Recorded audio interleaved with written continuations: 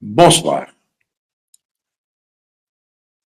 Tout récemment, j'ai évoqué le sujet du Conseil mondial de la diaspora algérienne.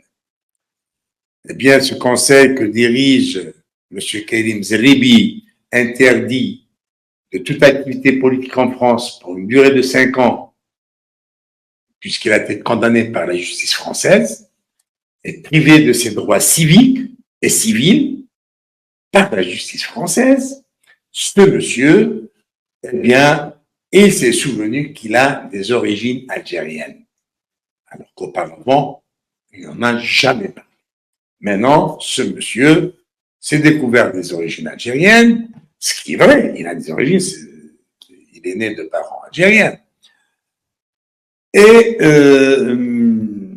voilà, ce Conseil mondial de la diaspora n'est ni plus ni moins qu'un instrument entre les mains de la Direction générale de la documentation et de la sécurité extérieure que dirige un général criminel, le général-major Djebbal. Cet instrument, et ça, ils le savent tous, puisqu'ils sont financés, ils ne savent pas d'où ça vient cet argent. Ils savent très bien que ça vient des services secrets algériens. Et ce Conseil mondial de la diaspora, dont le lancement a été fait le 8 mars dernier à Paris, dans une grande salle, c'est vraiment c'était fastueux ce qu'ils ont fait. Évidemment, c'était financé par les membres de ce conseil. C'est un financement occulte qui vient des officines algériennes. Le 27 avril, ces gens-là, eh bien, ils vont se retrouver en Algérie à 800. Ils sont 800 inscrits. Eh bien, ils vont se retrouver en Algérie, à Alger plus précisément, voyage, hébergement, restauration, le tout aux frais de la princesse, aux frais du contribuable algérien. Personne ne mettra un sou de sa poche. Ça, c'est garanti. Et maintenant, une chose, c'est qu'ils vont ajouter à ces 800 inscrits 200 à 300 participants locaux, des Algériens. Des Algériens, qu'est-ce qu'ils foutent dans un conseil de la diaspora? Qu'est-ce qu'ils ont à faire dans une organisation de la diaspora? Eh bien, il y a quelque chose, il y a anguille sous roche. Il y a anguille sous roche. Maintenant que M. Kaïlim Zeribi vient de dire que ce conseil répond positivement aux multiples appels lancés par Tebboune à la diaspora pour participer au développement du pays, l'Algérie a beaucoup d'argent. Elle n'a rien fait pour son développement parce qu'elle est dirigée par un pouvoir de voyous, par un régime de voyous, et ce ne sont pas ces gens qui sont complètement coupés de l'Algérie, qui du jour au lendemain se sont réveillés avec un sentiment patriotique pour servir l'Algérie, qui vont la sauver, qui vont participer à son développement. On connaît bien la musique.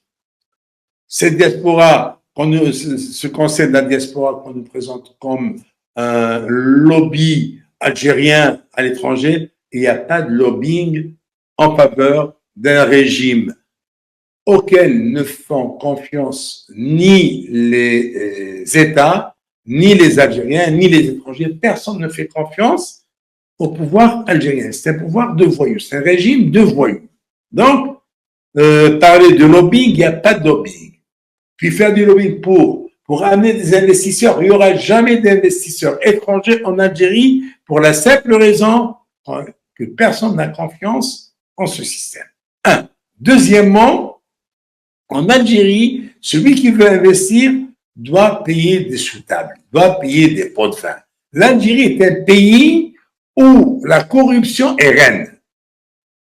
Pour preuve, 3 chefs de gouvernement, plus d'une soixantaine de ministres, une soixantaine de généraux, des hommes d'affaires, en prison pour corruption. Le chef de l'État lui-même s'est corrompu et corrupteur. Il était corrompu par Kamel Chirrid et Kamel Bouchi quand il était ministre de l'Habitat. Son fils a fait de la prison parce que c'est lui qui servait d'intermédiaire entre son papa, le ministre de l'Habitat, et Kamel Chirrid en tant que promoteur immobilier. Donc, dans un pays où la corruption est reine, il n'y a pas d'investisseurs qui vont venir. Personne ne viendra faire investir. Maintenant, ces gens, s'ils viennent, je ne pense pas qu'ils vont mettre un sou de leur poche pour une question toute simple. En Algérie, vous avez 2 circuits de change. Si vous voulez investir de manière officielle, votre argent doit arriver par le biais des banques. Si l'argent parvient par le canal des banques, vous allez perdre énormément. Parce que si sur le marché parallèle, si à la banque, pour 100 euros, vous avez 25 000 dinars, sur le marché parallèle, à la banque, pour 100 euros, vous avez 1800 ou 1500 dinars. Beaucoup moins. Donc, vous êtes perdant dans l'affaire. Donc, personne ne s'aventure à changer son argent dans les banques. On passe tous par le canal du marché parallèle. Et si on passe par le marché parallèle, on ne peut pas investir, on ne peut pas bénéficier, entre guillemets, des facilités qu'accorde le gouvernement.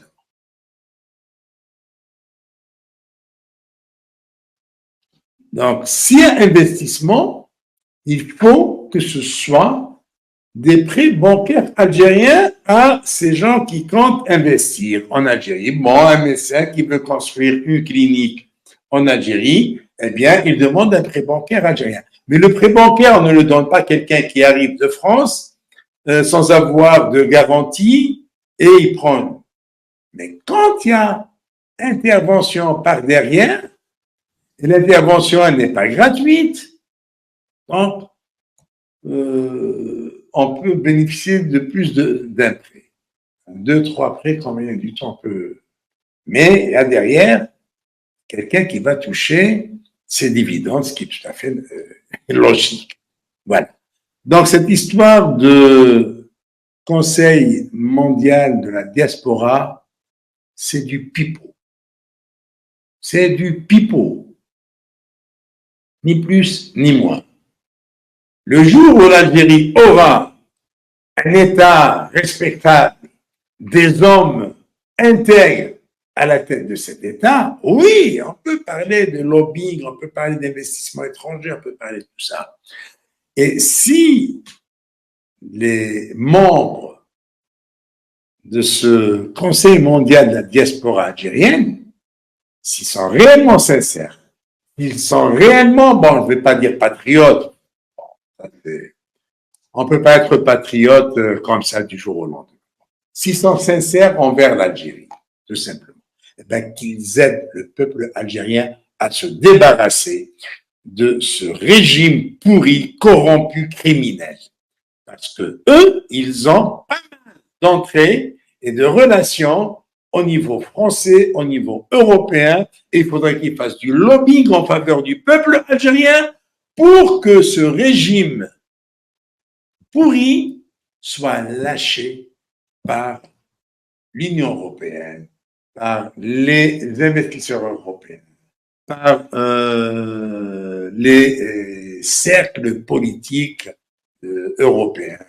Et là, on peut dire que ces gens sont réellement sincères avec l'Algérie. Sinon, qu'ils aient raconté leurs histoires ailleurs. Voilà. Maintenant, j'ai deux sujets à traiter, trois plutôt. Alors, il y a trois sujets.